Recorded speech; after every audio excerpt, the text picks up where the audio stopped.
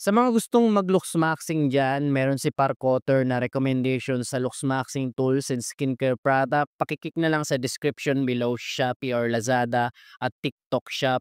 Sa mga gusto ng ganitong content about self-improvement, looks maxing and animation, paano kumita ng pera, madaming video si Park Otter dyan. All links sa description. Manipulators are just judges. Makinig kang mabuti dahil malalaman mo ang sekreto ng mga manipulators. Binanggit din ito sa Art of Seduction ni Robert Greene na nag-breakdown siya ng ideal lover kasi ang seduction ayon sa kanya ay skill, presence, and mystery, confidence, attention to detail, and emotional atonement ay daan para maging seducer.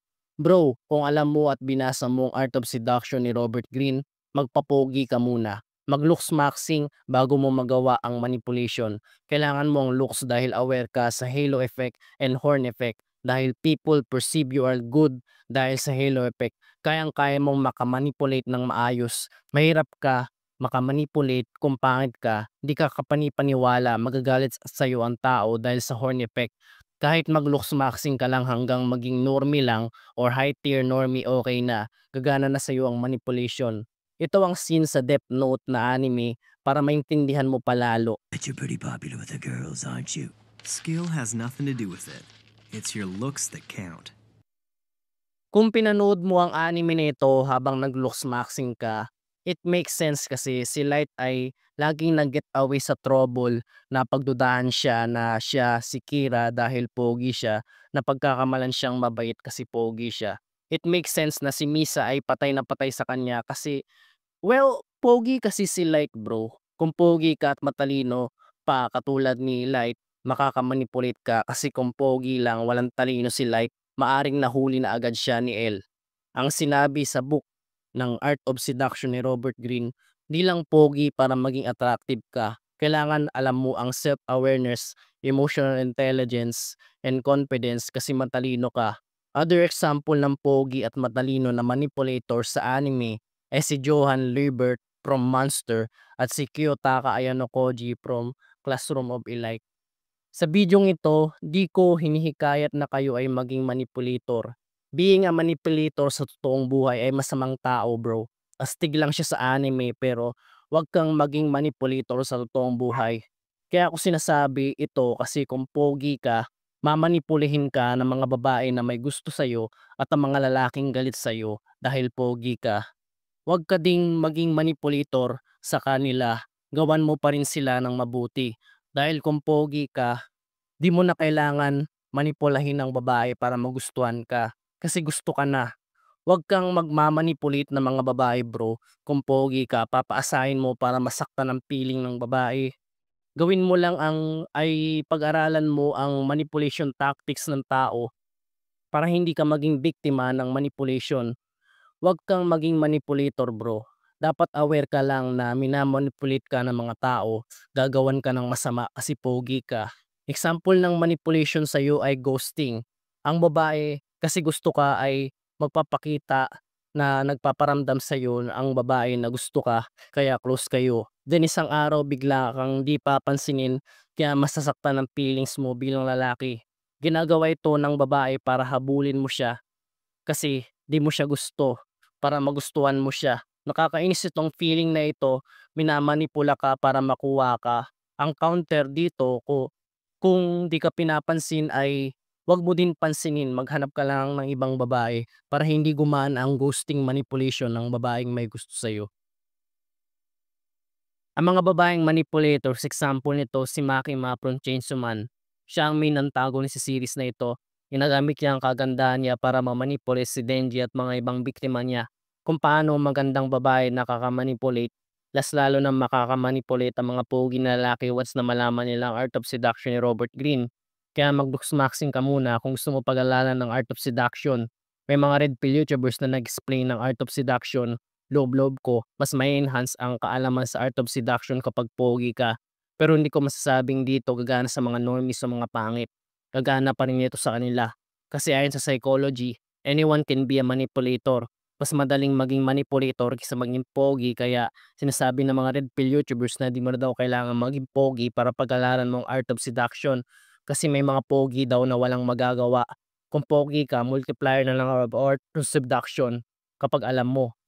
Ang pagiging pogi sama ng pag-alala ng art of seduction kasabay ng looks maxing.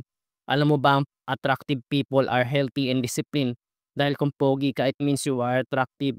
Because if health comes first, beauty comes the second. Anong kinalaman ng healthy sa pagiging matalino?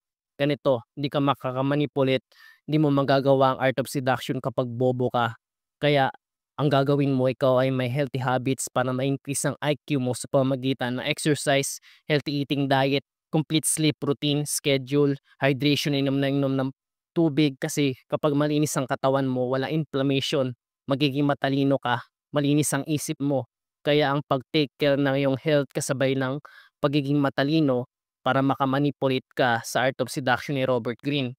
Ganito, ang pagkakaasikaso ng iyong health ay bonus na rin ang pagiging pogi na isang bagay na kailangan mo maging pogi kung may romantic interest ka na gusto mong i-pursue. Ganito, kung may halo effect ka, talagang kung matalino ka, kailangan gamitin mo ang pagiging pogi para magamit mo sa iyong success. Kaya recommend na gamitin mo ang Art of Seduction habang ikaw ay nag-looks maxing to get better result dahil sa halo effect na pinapakita mo. Oo, binanggit din sa Art of Seduction na hindi mo na daw kailangan maging pogi para makaseduct. Pero, ang totoo, kung alam mo ang Art of Seduction habang pogi, maniwala ka, ito ay mas effective. Matutulungan ka nito sa iyong career. May mga pogi daw na walang magagawa. Pero kung pogi ka at matalino pa, malaki ang magagawa mo kung alam mo ang art of seduction para makamanipulate o mag-seduct. Ito ang example. Mas malaki ang chance na ma-hire sa trabaho ang mga pogi at matalino na at masipag pa compared sa mga taong average lang. At madali pang ma-promote ang mga poging tao, matalino at masipag. Kaya ako in-include ang matalino at masipag kasi ang pagiging pogi is multiplier ng iyong success. Kasi oo, kailangan mo din ng talino at sipag, disiplina, etcetera, sabi ng mga red pill YouTubers. Agree naman ako doon. Pero kung gusto mo ma-complete package ng iyong success, isama mo muna ang pagiging pogi sa lahat ng iyong aspect.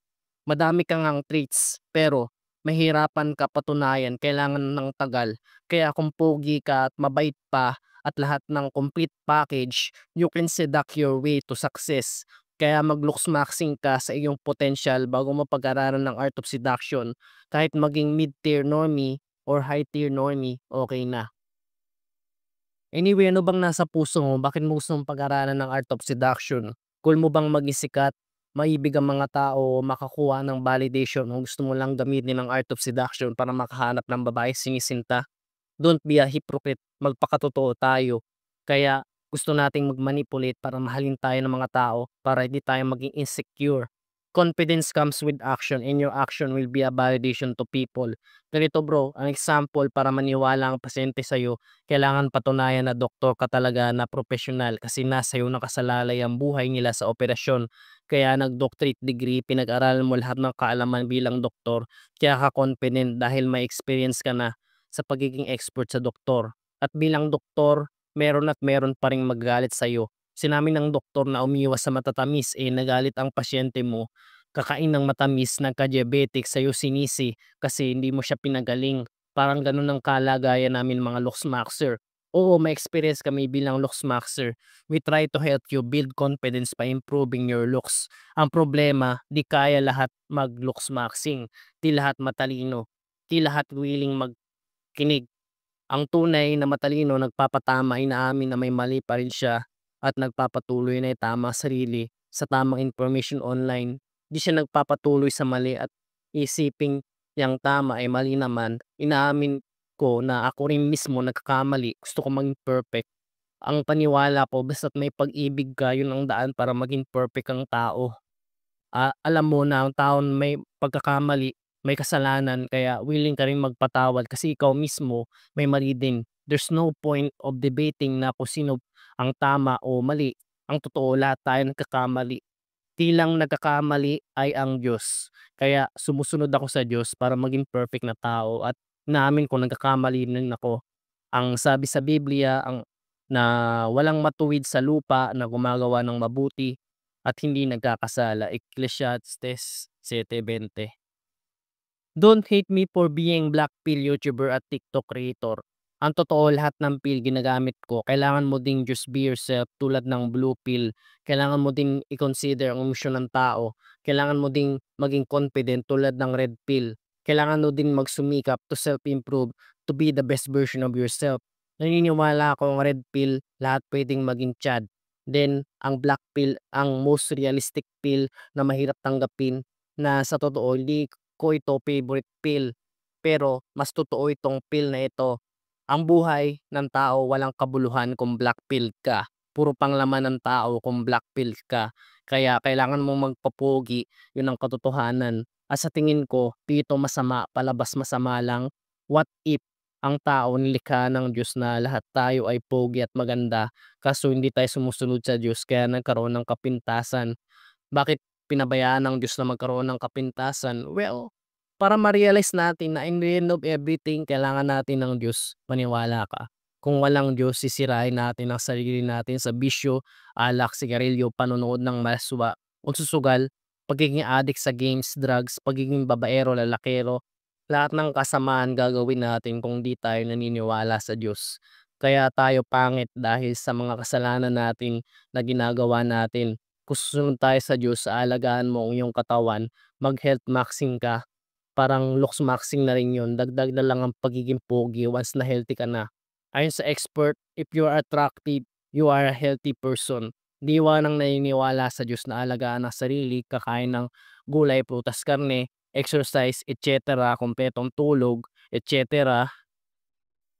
Kasi kung wala kang tiwala sa Diyos, di ka makakatulog sa balisa, maniwala ka. Kung nagtitiwala ka sa Diyos, makakatulog ka ng mahimbing at ang pagtulog is healthy. Pag-aayuno din ay healthy kasi ang sobrang pagkain ay di healthy. Matataba ka kung kain ka ng kain. Paminsan-minsan kailangan din natin magutom, mapapahinga ang sistema ng katawan natin kung di tayo kumakain. Huwag kang magrereklamo na walang makain. May tao galit pag gutom. Di natin alam mabuti din pala ang pag-aayuno, binanggit din yan sa Biblia. Nakakabuti rin pala sa tao ang minsan ay magutom. Di tayo pababayaan ng Diyos na mamatay ng gutom. Nandiyan ang kapatiran namin sa MCGI, Members Church of God International. Walang kapatid na mamatay ng gutom, papakainin namin ng mga kapatid na walang makain. MCGI relihiyon ko kaya inaanyahan kita makinig ng doktrina every weekdays.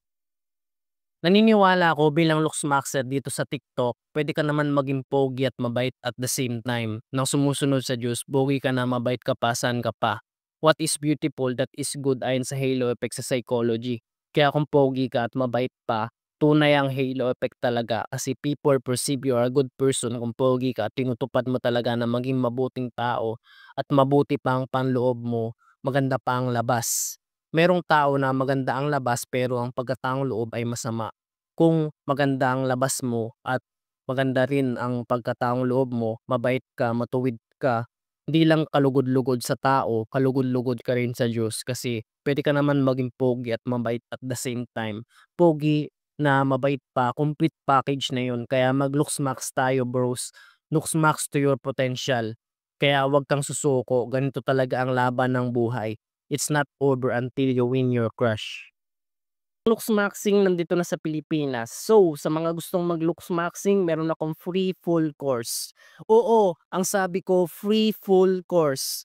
Libre mo lang ito, mapapakinggan ang lahat ng information about Looks Maxing dito sa Pilipinas. Tagalog yan, 1 hour pa, full information available sa YouTube video ko. Visit mo lang ang YouTube ko, search Parkotter, Parcoter,